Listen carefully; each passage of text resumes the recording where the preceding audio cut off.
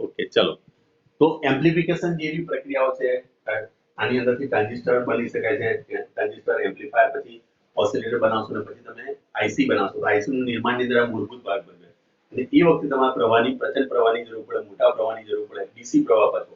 તો એ વખતે આનો તમે ઉપયોગ કરી શકો છો. બરાબર. તો અર્ધવાહક જે છે એની અંદર તાપમાન વધતા શું થશે, એની સંખ્યા વધી જશે, મુક્ત ઇલેક્ટ્રોનની સંખ્યા. એને આની સાથે કોઈ લેવા દેવા નથી, આ સૂત્ર સાથે નહીં લેવા દેવા. આની લાક્ષણિકતા જેવું તાપમાન વધે એટલે તરત શું થાય, મુક્ત ઇલેક્ટ્રોનની સંખ્યા વધે. મુક્ત ઇલેક્ટ્રોનની સંખ્યા વધે એટલે એની વાહકતા વધે. માટે આપણે એવું કહીએ છીએ કે અર્ધવાહકની અંદર આપણે આગળ લખીએ છીએ કે અર્ધવાહકમાં પણ અર્ધવાહકોમાં વાહકો એસઆઈ અને જી જેવા માં તાપમાન વધતા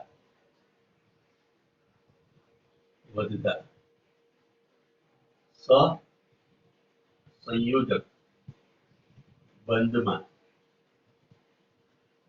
બંધિત ઇલેક્ટ્રોન મુક્ત બને છે. એટલે કે સુવાહકમાં અચળ n અહીં અચળ નથી રહેતો, પણ તેનું મૂલ્ય વધે છે. એટલે કે મુક્ત ઇલેક્ટ્રોનની સંખ્યા વધે છે, મુક્ત વિદ્યુતભાર વધતા પ્રવાહ વધે અને તેથી વાહકતા વધે અને અવરોધકતા ઘટે છે. માટે આપણે કહી શકીએ છીએ, માટે આપણે શું કહી શકીએ કે તમે લખી શકો છો. માટે તાપમાન વધતા ધાતુ તત્વોમાં અવરોધકતા વધે, પણ મર્યાદામાં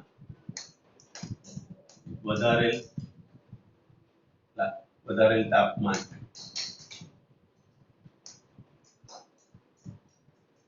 થી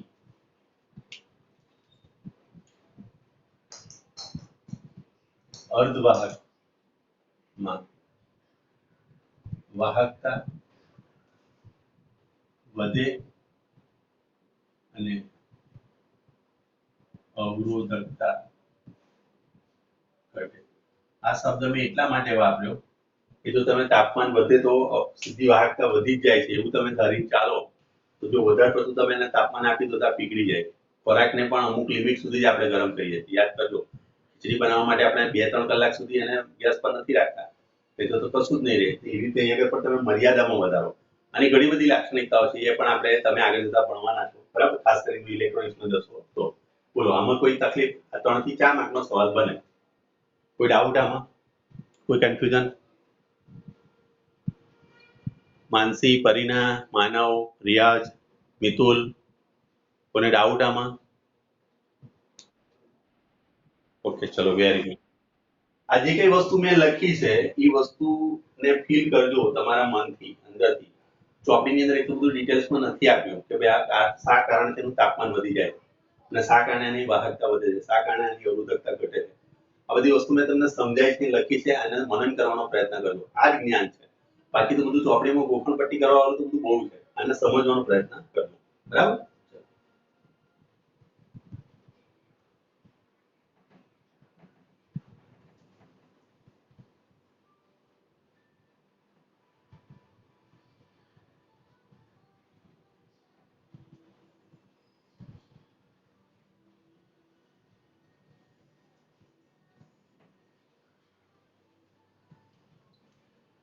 ચલો, તો સમજ પડી ગઈ છે. એક સવાલ પૂછું છું તમને.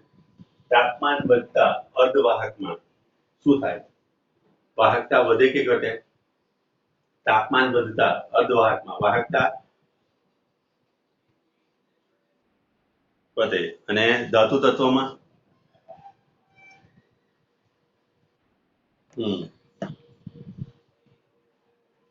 બીજું વસ્તુ એ યાદ રાખજો કે જો તમે અર્ધવાહક હોય એસઆઈ નું તાપમાન ઘટાડો તો વાહકતા ઘટે, અવરોધકતા વધે.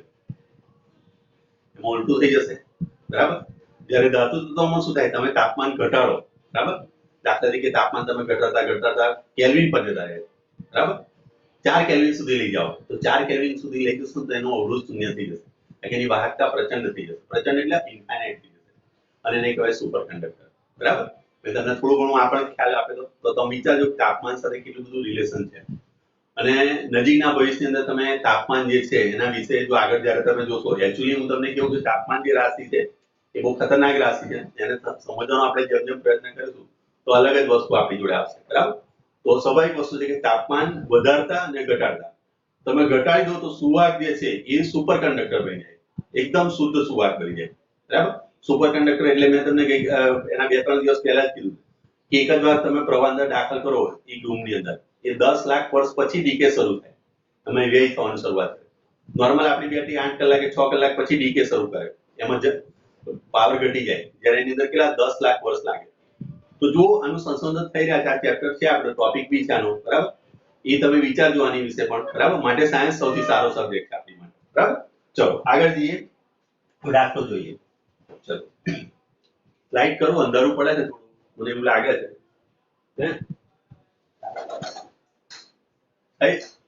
ચાલશે ને, અંધારું પડતું નથી ને? ચલો અહીંયા તમને એક ઇલેક્ટ્રિક ટોસ્ટર તમે જોયું છે ઘરે? છે તમારા ઘરે ટોસ્ટર? હશે તમારા ઘરે. પેલા ખાના જેવું હશે, એની અંદર તમે ટોસ્ટ તમારા મમ્મી મૂકતા હશે અને પછી એને ગરમ કરતા હશે ઇલેક્ટ્રિક શેક આપીને. આવું કઈ જગ્યાએ જોયું છે ખરું? ઘરે છે તમારા ઘરે ઇલેક્ટ્રિક ટોસ્ટર? છે કોઈના ઘરે? ચલો, એને ગરમ કરવા માટે નિક્રોમ તારનો વપરાય છે. તમને હમણાં જ મેં સમજાવ્યું, નિક્રોમ, બરાબર. નિક્રોમ તારનો જ આપણે ઉપયોગ કરીએ છીએ. જ્યારે તેમાંથી અવગણ્ય પ્રવાહ પસાર કરવામાં આવે ત્યારે ઓરડાના તાપમાને T બરાબર તમને 27.0 અંશ સેલ્સિયસ છે, 27.0 અંશ સેલ્સિયસ છે, આપણને અવરોધ મળે છે, બરાબર. R0 તમે લઈ લો, R0 છે આપણી જોડે કેટલો? 75.3 ઓહ્મ આટલો મળે છે, બરાબર. જ્યારે ટોસ્ટરને તમે 230 વોલ્ટેજ એપ્લાય કરો, V બરાબર 230 વોલ્ટ, બરાબર, ઉદ્ગમ સાથે જોડવામાં આવે ત્યારે તેમાંથી પ્રવાહનું મૂલ્ય જે છે I બરાબર છે તમારી જોડે કેટલો છે? 2.68 એમ્પિયર, બરાબર. ચલો, અને જેટલું સ્થાયી બને છે તો નિક્રોમ તારનું સ્થાયી તાપમાન કેટલું હશે? તો તમારે તાપમાન અહીંયા આગળ શોધવું છે, એટલે T શોધવું છે તમારે, બરાબર. ચલો, બીજું અહીંયા આગળ તમને કીધું છે નિક્રોમ સાથે સંકળાયેલ તાપમાનના ગાળા પરનું સરેરાશ અવરોધનો તાપમાન ગુણાંક alpha, temperature coefficient of resistance, એ તમને આપેલો છે 1.70 into 10⁻⁴ અંશ સેલ્સિયસ ઇન્વર્સ, આ તમને આપેલો છે. ચલો હવે પહેલા પેલી આકૃતિ સમજવાનો પ્રયત્ન કરીએ, બરાબર. દાખલા તરીકે આ ટોસ્ટર છે આપણી જોડે, આ ટોસ્ટરમાં ટોસ્ટ મૂકેલા હોય, ખબર છે તમને? આવી રીતે ટોસ્ટ મૂકેલા હોય, બરાબર. પછી આમ ક્લિક થઈ જાય એટલે સીધા બહાર નીકળી જાય, બરાબર. હવે અહીંયા આગળ માની લો કે આ ઉદ્ગમ આપણને આપેલું છે, બરાબર. માની લો અહીંયા આગળ તમને બેટરી મૂકી દો, ચલો ને, ત્યાં તમને એટલી ખબર નહીં પડે એટલે બેટરી મૂકી દીધી 230 વોલ્ટ, બરાબર. એક કોર્ડ છે, બરાબર. ક્લિયર? આ કોર્ડ ઓપન રાખી એટલે અહીં પ્રવાહ વહેતો નથી. શરૂઆતની અંદર તમને કીધું જ્યારે અહીંયા આગળ અવગણ્ય પ્રવાહ, જ્યારે અહીંયા આગળ મેં કળ જોઈન્ટ નથી કરી તેની અંદર કોઈક અવગણ્ય પ્રવાહ જતો હશે, સમજ પડે ને? જ્યારે આપણે કળ જોઈન્ટ ના કરીએ, આ કળને હું બંધ ના કરું, પ્રવાહ જવાનો ને બેટરીમાંથી કોઈ પ્રવાહ જશે ખરો? હલો,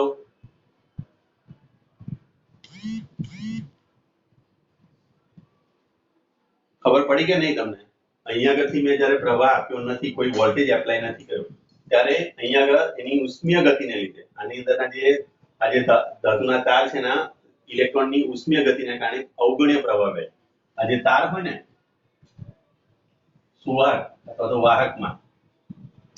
વાહકમાં રહેલા મુક્ત ઇલેક્ટ્રોન,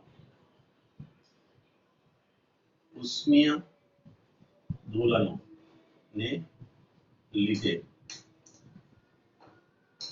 અવગણીય પ્રવાહ વહે ક્યારે જ્યારે આપણે આ ઓપન સર્કિટ હોય છે માની લો કે અહીંયા તમે સર્કિટ જોઈન્ટ નથી કરી ત્યારે એની અંદરથી શું રહે છે અવગણીય પ્રવાહ વહે છે આ સમજ પડી તમને દરેકને હલો ખ્યાલ આવ્યો તમને માનસી પરીના માનવ અવાજ આવે છે મારો તમને તમે લોકો કઈ બોલતા નથી એટલે મારે શું સમજવું હલો નિધિ માનસી પરીના બોલો અવાજ આવે છે ને મારો ઓકે ચલો હવે જ્યારે અહીં કોઈ પણ પ્રકારનું એક વોલ્ટેજ તમે એપ્લાય નથી કર્યો ત્યારે અવગણ્ય પ્રવાહ અંદર વહી રહ્યો છે એ વખતે આનો અવરોધ છે આ જે છે એનો અવરોધ આપણને R0 શરૂઆતમાં તમને આપે છે 75.3 ઓહ્મ અથવા તો એને R1 લઈ લો બરાબર હવે તમારી જોડે એ વખતે ટેમ્પરેચર તમને T1 આટલું આપેલું છે તો તમારે T2 શોધવું છે ક્યારે કે જ્યારે તમે આને જોઈન્ટ કરો છો દાખલા તરીકે હવે તમે આને જોઈન્ટ કરો છો અને જ્યારે તમે જોઈન્ટ કરો છો તો અહીંયા આગળથી જે પ્રવાહ જઈ રહ્યો છે એ પ્રવાહ તમને અહીંયા આગળ E મીટર આપ્યું છે તો એ તમને આપેલું છે 2.68 એમ્પિયર આપેલું અને વોલ્ટેજ આપેલો છે એ વખતેનો અવરોધ આપણને આપ્યો નથી તો સૌથી પહેલા પેલું તમે કામ કરો આ બેનો ઉપયોગ કરીને અવરોધ શોધી લેવાય બરાબર તો અહીંયા તમે લખશો ઓહમના નિયમ મુજબ ઓહમના નિયમ મુજબ ચલો I is equal to V upon R અથવા તો V is equal to IR V is equal to IR R બરાબર V upon I તો V તમારી જોડે છે 230 ભાગ્યા I તમારી જોડે છે 2.68 therefore આ તમારો R2 થશે R2 બરાબર વેલ્યુ આપણી જોડે આવી જશે કેટલી સમજ ના પડે તો મને પૂછતા રહેજો હું 230 ભાગ્યા 2.68 પરિણામ ખ્યાલ આવે છે તમને હેલો 58.8 સોરી 85.8 હો 85 ક્લિયર ચલો આ R2 આવી ગયો આ R1 થઈ ગયો તમારો જોડે બરાબર આ T1 છે T2 તમારે શોધવું છે સમજ પડી હેલો ખ્યાલ પડ્યો આ પહેલો જ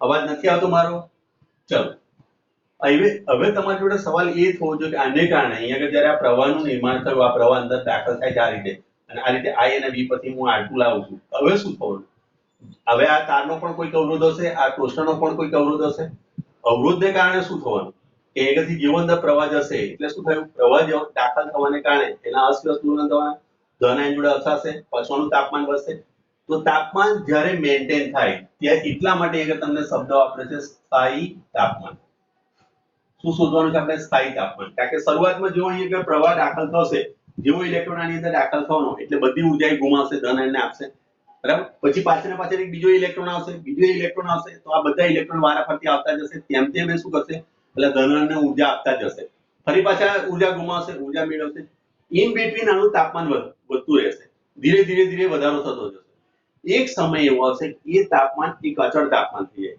ને અચળ તાપમાન થાય ત્યાર પછીનું જે તાપમાન હોય એ તાપમાન આપણે T2 કહેવાય છે ખ્યાલ આવ્યો વસ્તુ હેલો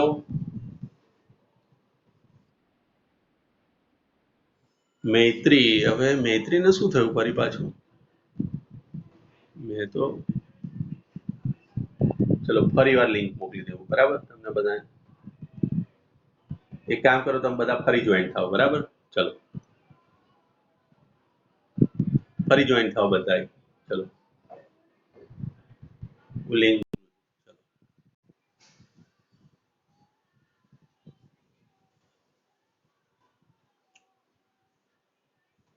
તમે લોકો બોલતા નથી એટલે કેટલું કંટાળો આવે પછી મને આમ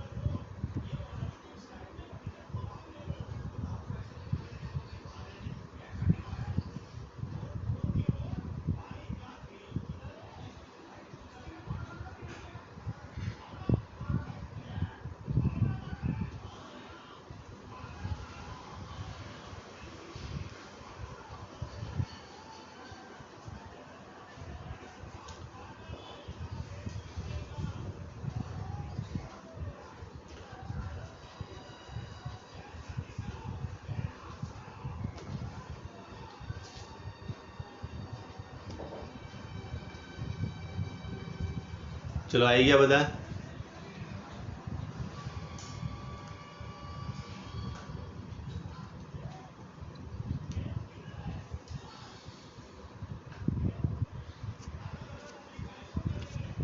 हजू परी ना रही ने।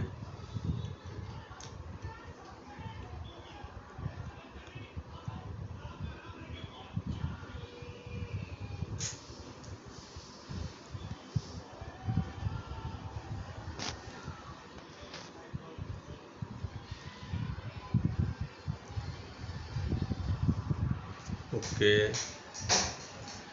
बस 9 ज जना तो 8 जना ज थया हजू तो।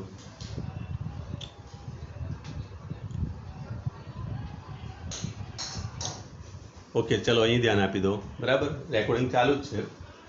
तो मैं तमने एवं समझाव्युं कि ज्यारे अंदरथी आ प्रवाह जशे એટલે કે ઇલેક્ટ્રોનને ઊર્જા મળી એ ઊર્જા લઈને અહીં આગળ ગયો। આની અંદર જે ધન આયન હશે જે ટોસ્ટરની અંદર જે રચના હશે ટોસ્ટર એ નિક્રોમનું બનેલું છે। તો નિક્રોમનું બનેલું છે એટલે સ્વાભાવિક વસ્તુ છે કે તાપમાન પર આધારિત નથી ખાસ બરાબર।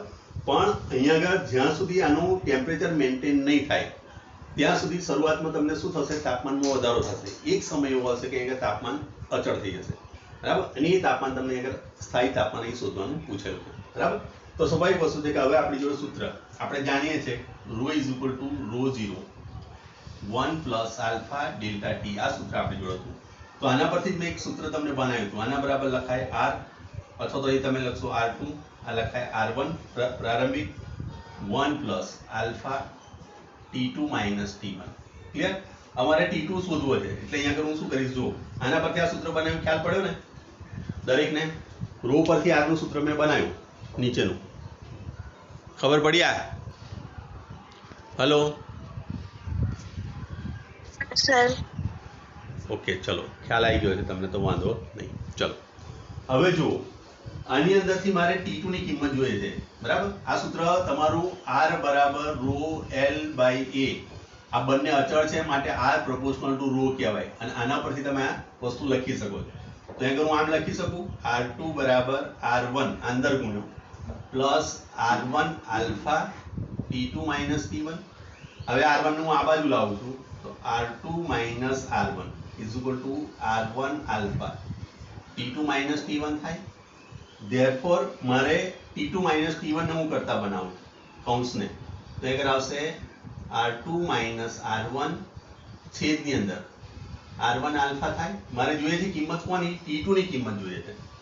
Therefore હું t2 ને કરતા બનાવું તો t1 આ બાજુ જાય તો એ પોઝિટિવ થઈ જશે। તો અહીંયા કે તમે લખશો t1 પ્લસ શું લખાશે r2 માઈનસ r1 કૌંસ પૂરો છેદની અંદર r1 alpha t1 r2 r1 alpha બધાની કિંમત આપણી જોડે છે। કિંમત મૂકી દો એટલે સીધો જવાબ આવે। ચલો અહીંયા આગળ તમારે સામા લાવવાનો છે અંશ સેલ્સિયસમાં લાવવાનો છે બધો। ચલો t1 તમને આપેલા છે કેટલા 27 અંશ સેલ્સિયસ એટલે 27.0 અંશ પ્લસ અહીંયા આગળ r2 આપણી જોડે કેટલો આપેલો છે તો r2 તમારો આવ્યો છે 85.8 ઓછા r1 આપેલો તો તમને 75.3 ઓમ છે અપોન અહીંયા આગળ r1 75.3 ગુણ્યા આલ્ફાની કિંમત 1.7 ઇન્ટુ 10 માઇનસ કેટલા છે 4 સેલ્સિયસ ઇનવર્સ। હવે જુઓ આનો ઓમ અને આ બેનો તફાવત નીકળશે એ પણ ઓમ ઓમ કેન્સલ થઈ જશે। આ સેલ્સિયસ ઇનવર્સ ઉપર જાય એટલે આનો જવાબ આવી જશે સેલ્સિયસમાં। ખબર પડે છે ને પરિણામ માનસી આ ઓમ ઓમ કેન્સલ થઈ જાય આ સેલ્સિયસ ઇનવર્સ એ ઉપર જાય એટલે સેલ્સિયસ થઈ જાય। ખબર પડી ને। ચલો આ અંશ સેલ્સિયસ અને આનો જવાબ તમારે સેલ્સિયસમાં લાવવાનો છે। અવાજ આવે છે ને મારો કે નથી આવતો? हेलो हाँ चलो ओके चलो संभळाय छे ने तमने बस। चलो भले जवाब अत्यारे तमे ना आपो। चलो आ 27 अंश सेल्सियस छे आपणी जोडे। હવે આનું મૂલ્ય લઈએ આપણે તો 85.8 ઓછા 75.3 બરાબર થશે 10.5 પ્લસ આવશે 10.5 ભાગ્યા 75.3 गुणिया 1.7 गुणिया 10 ની 4 ઘાત અને આ સેલ્સિયસ આ પણ સેલ્સિયસ માં બરાબર। ચલો અને એના ભાગ્યા થઈ જશે એના ભાગ્યા 75.3 ભાગ્યા 1.7 ઇઝ ઇક્વલ ટુ આટલા 0.082 આનું જે મૂલ્ય આવે છે 27 બરાબર અંશ વત્તા આવે છે 0.0820 ઇન્ટુ 10⁴ બરાબર. ચલો 4 માંથી તમે અહીં આગળથી આને ગુણ્યા 10,000 કરી દો, ગુણ્યા 10,000 ઇઝ ઇક્વલ ટુ આવશે તમારે 820 આને લોસો 27 અંશ પ્લસ 820 અંશ સેલ્સિયસ બરાબર. ચલો પ્લસ લખી દો 27 એટલે તમારી જોડે આવશે 847 અંશ સેલ્સિયસ જેવું આવશે. જોઈ લો. ક્લિયર? બોલો, કોઈ કન્ફ્યુઝન આમાં, કોઈ ડાઉટ? હેલો? ઓકે, ચલો. જે દાખલો શરૂઆત છે એની અંદર તમને એક પેરેગ્રાફ આપેલો છે. આ પેરેગ્રાફને સમજવાનો પ્રયત્ન કરજો. આ પહેલો પેરેગ્રાફ જે આપેલો છે ને એ મેં તમને હમણાં બોલીને સમજાવ્યો છે. ફરી વાર રિપીટ કરું છું. આમાં કોઈ જગ્યાએ તમને લાગતું હોય કે આ સમજ નથી પડી તો મને પૂછો. જુઓ શું કહે છે. જ્યારે નિક્રોમ તારમાંથી પસાર થતા પ્રવાહનું મૂલ્ય અવગણ્ય હોય ત્યારે ઉષ્મીય અસરને લીધે અવગણી શકાય છે અને તારનું તાપમાન T1 તે ઓરડાના તાપમાન જેટલું લઈ શકાય. એટલે કે અહીં T1 તમે આટલું લઈ લીધું, ઓરડાના તાપમાન જેટલું. આ કે અહીંયા આગળ કેવા અવગણ્ય પ્રવાહ છે બરાબર. ચલો એ મેં લખ્યું હતું. ચલો જ્યારે ટોસ્ટરને વોલ્ટેજ ઉદ્ગમ સાથે જોડવામાં આવ્યું, આ વોલ્ટેજ સાથે જોડી દીધું આપણે બરાબર. એ વખતે શું થાય છે ત્યારે પ્રારંભિકમાં પ્રવાહનું મૂલ્ય સ્થિર પ્રવાહનું મૂલ્ય 2.68 એમ્પિયર કરતાં થોડુંક વધારે હશે, પરંતુ પ્રવાહની ઉષ્મીય અસરને કારણે તાપમાન વધશે. આનાથી અવરોધમાં વધારો અને પ્રવાહમાં સહેજ ઘટાડો થશે. થોડી સેકન્ડમાં તાપમાન વધશે નહીં ત્યારે સ્થાયી અવસ્થા પ્રાપ્ત કરશે અને તારનો અવરોધ, વહેતા પ્રવાહ એ બંનેના સ્થાયી મૂલ્ય મળશે બરાબર. આ વસ્તુને સમજવા માટે મેં તમને કીધું હતું કે અહીંયાથી જેવું તમે પ્રવાહ દાખલ કરશો એના કરતાં મૂલ્ય સહેજ વધારે હશે. આ સ્થાયી પ્રવાહ છે. શરૂઆતમાં જે અહીંયા આગળથી ઉર્જા મેળવીને ઇલેક્ટ્રોન જવાનો એ શું કરશે, અહીંયા આગળ દરેક ધનાયનને ઉર્જા આપશે. એ ધનાયનની અસ્વ્યસ્ત ગતિ વધશે. અસ્વ્યસ્ત ગતિ વધશે એટલે શું થશે, એનું તાપમાન વધશે બરાબર. માટે એનું તાપમાન વધે એટલે સ્વાભાવિક વસ્તુ કે આનો અવરોધ વધ્યો. અવરોધ વધે માટેનો પ્રવાહ શરૂઆતમાં શું થશે, સહેજ ઘટશે. શરૂઆતમાં ધીરે ધીરે ઘટાડો શરૂ થશે, પણ ધીરે ધીરે એ ટેમ્પરેચર કેવું થશે, સરખું થતું જશે, મેન્ટેન થતું જશે બરાબર. એ વખતે એ તાપમાનમાં સહેજ ઘટાડો થતો જાય, તેમ તેમ અહીં પ્રવાહમાં વધારો થતો જાય. અનેક સમય એવો આવે કે આટલું મૂલ્ય તમને સ્થાયી મૂલ્ય મળે. 2.68 મૂલ્ય બતાવ્યું છે તમને સ્થાયી બરાબર. આગળ મેં તમને એકવાર કીધું હતું કે 80 વાળામાં એક દાખલો એવો છે કે તમે જો કોઈ વાહકતાની જોડે જોઈન્ટ કરો છો તો શરૂઆતની અંદર પ્રવાહ ઘટે બરાબર. શરૂઆતની અંદર પ્રવાહ શું થાય, ઘટાડો થાય. પછી શું થશે, ધીરે ધીરે વધારો થાય ને પછી મેન્ટેન થાય ધીરે ધીરે બરાબર. કારણ કે શરૂઆતમાં તાપમાન વધી જવાનું, તાપમાન વધવાનું એટલે અવરોધ વધશે, અવરોધ વધશે એટલે પ્રવાહ ઘટશે, પછી એ વધે. પહેલા ઘટે અને પછી એ વધે અને વધીને એક મેન્ટેન થાય. એ મેન્ટેનનું થયું અથવા તો એ સ્થાયી પ્રવાહ થયો એ આગળ તમને કન્સિડર કરવાનું કીધું છે. પહેલો પેરેગ્રાફ દરેક જણ વાંચી સમજી અને એમાં જો લાગતું હોય તમને કે આ મને સમજ નથી પડી તો મને કહો તમે બરાબર. પહેલો વાંચો તમે, પહેલો પેરેગ્રાફ તમે માનસી, પરિણામ બધા વાંચી જુઓ એકવાર પેરેગ્રાફ, અને એમાં સમજ કોઈ જગ્યાએ ના પડે તો મને કહો, કે આની ઉપરથી ક્વેશ્ચન બનવાના છે બરાબર. તમે પરીક્ષામાં આટલું લખીને આવતા રહશો ને, આટલું લખીને આવતા રહશો તો બી ચાલશે, પણ જે પહેલો પેરેગ્રાફ છે એની અંદરથી તમને ખાસ કરીને જે ડબલ નીટમાં દાખલા એ પૂછી શકે છે બરાબર. એ બેઝિક કોન્સેપ્ટ છે આખો. બોલો, છે કોઈ ડાઉટ આમાં?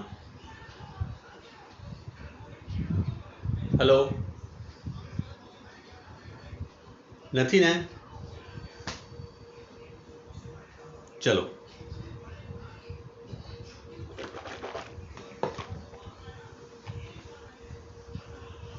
એના પછીનો દાખલો. કોઈને તકલીફ હોય તો મને કાલે પણ કહેજો. એવું જરૂરી નથી કે આજે ને આજે તમને આ પેરેગ્રાફમાં સમજ ના પડી તો કાલે પણ મને કહી શકો. કાલે શું તમે વર્ષના વચલા દિવસે પૂછશો તો તમને જવાબ આપીશ બરાબર. કારણ કે પ્રવાહ શરૂઆતમાં ઘટે બરાબર, પછી વધે અને પછી મેન્ટેન થાય. જેમ ટેમ્પરેચર એક સરખું થઈ જાય, આસપાસના વાતાવરણ સાથે સંતુલન સ્થપાઈ જાય, એક સરખું તાપમાન થઈ જશે, ત્યાર પછી એની અંદર એક સરખો પ્રવાહ વહેશે અને એ પ્રવાહને કહેવાય સ્થાયી પ્રવાહ. અને સ્થાયી પ્રવાહને અનુરૂપ જ તમારે આગળ તાપમાન મેળવવાનું છે બરાબર. ચલો અહીં જુઓ, એમાં નીચે કરેલું છે કે આમ ગરમ કરતા તારનું સ્થાયી તાપમાન એટલે પ્રવાહને કારણે ઉત્પન્ન થતી ઉષ્મીય અસર અને આસપાસના વાતાવરણમાં થતા ઉષ્માના વ્યય સમાન થાય ત્યારે 847 અંશ સેલ્સિયસ આવે. છેલ્લી લાઈન છે એ પણ કન્સિડર કરજો, બરાબર? સૌથી અગત્યની લાઈન છે. ચલો, ઉદાહરણ નંબર તમને આપેલું છે 3.4. આ પણ સરસ ઉદાહરણ છે. જો અહીંયા કે તમને કીધું પ્લેટિનમ અવરોધ ધરાવતા થર્મોમીટરમાં રહેલા પ્લેટિનમ તારનો અવરોધ બરફના તાપમાને, બરાબર? એટલે અહીં બરફનું તાપમાન કીધું એટલે કે બરફ એટલે તમે 0 સેલ્સિયસ લો એટલે R0 તમે લખેલો છે તો 5 ઓહ્મ છે. જ્યારે તેને વરાળના તાપમાન લેવામાં આવે તો વરાળ એટલે તમે કહી શકો કે 100 સેલ્સિયસ એટલે કે R100 એ તમને આપ્યો છે 5.23 ઓહ્મ. હવે જ્યારે તેને હીટ બાથ એટલે કે કોઈ ગરમ ટબમાં ડુબાડવામાં આવે છે ત્યારે એનો અવરોધ જે છે એ અહીંયા આગળ આપણને તાપમાન નથી આપેલું, આપણે RT લખીએ છીએ અને એનો અવરોધ આપેલો છે 5.795 ઓહ્મ. આટલો આપેલો છે આ હોટ બાથ માટે, બરાબર? આ વરાળ માટે અને આ બરફ માટે. બરફ છે એટલે 0 સેલ્સિયસ લીધું, વરાળ છે એટલે 100 સેલ્સિયસ લીધું અને હોટ બાથનું તાપમાન એ આપણે જાણવું છે, બરાબર? તો બાથનું તાપમાન એટલે કે આ તમારે ટી જાણવું છે. ટી શું છે એ જાણવું છે. આનું હોટ બાથનું જે તાપમાન છે એ આપણે જાણવું છે, બરાબર? ક્લિયર? ચલો, હવે આપણી જોડે અહીંયા આગળ આમ જોવા જઈએ તો આપણી જોડે આ સૂત્ર છે R is equal to R0 1 plus alpha delta T. આપણી જોડે તાપમાન છે, બરાબર? હવે અહીંયા આગળ તમે કોઈ રેફરન્સ તાપમાન તમે અહીંયા આગળ લઈ શકો છો, બરાબર? કોઈ પણ એક રેફરન્સ તાપમાન તમે લઈ શકો છો અથવા તો આને તમે T લઈ લો, આને તમે ડેલ્ટા T ની જગ્યાએ T લઈ લો. આની જગ્યાએ કોઈક તાપમાન એટલે કે T લઈશું અને આ તમારો R0 તાપમાન. ક્લિયર? હવે આનું સાદું રૂપ આપવા જાઓ તમે, ડેલ્ટા T ની જગ્યાએ મેં T લઈ દેલું છે તો RT માઇનસ R0 કઈ રીતે થયું? જો ફરીવાર RT એમનું એમ રાખ્યું, R0 નું અંદર ગુણું છું તો R0 plus R0 alpha T. T એટલે તાપમાનનો તફાવત બતાવશે, હો ને, આગળ ધ્યાન રાખજો. અને આ બાજુ લાવશો એટલે RT minus R0 is equal to alpha R0 T. આ રીતનું એક સૂત્ર મને મળે અને ઇક્વેશન 1 આપો. ક્લિયર? ચલો, કોઈ કન્ફ્યુઝન આમાં? બોલો. ના. એ જ રીતે હવે આના પરથી હું સૂત્ર બનાવું છું ઇક્વેશન 1 પરથી. T બરાબર જ્યારે હું 100 લઈ લઉં, 100 અંશ સેલ્સિયસ, ત્યારે વરાળ માટે લઉં છું તો શું થશે? જુઓ, આ સૂત્રની અંદરથી જ્યાં જ્યાં મને T દેખાશે ને ત્યાં હું 100 લખું તો R100 minus R0 is equal to alpha R0 અને T ની જગ્યાએ લખવાના મારે 100. ઇક્વેશન 2 મળે.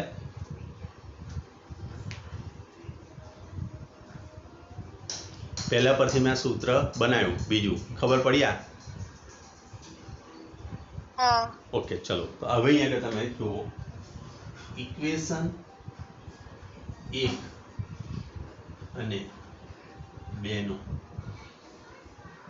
ગુણોત્તર લેતા. ચલો, ગુણોત્તર લઈએ. ઇક્વેશન 1 છે તમારી જોડે RT માઇનસ R0 છેદમાં થઈ જશે R100 minus R0 is equal to આ બાજુ આલ્ફા R0 T લખાશે. આલ્ફા R0 નહીં આવી જશે 100. Alpha alpha cancel, R0 cancel થઈ જાય. બોલો, થશે ને? ચલો, હવે RT ની વેલ્યુ આપણે અહીંયા આગળ તમને આપેલી છે. RT કેટલું આપેલું છે? 5.795. R0 તમને આપ્યું છે 5. R100 તમને આપેલું છે કેટલું? 5.23 ઓછા 5 ઇઝ ઇક્વલ ટુ T ભાગ્યા 100. બરાબર?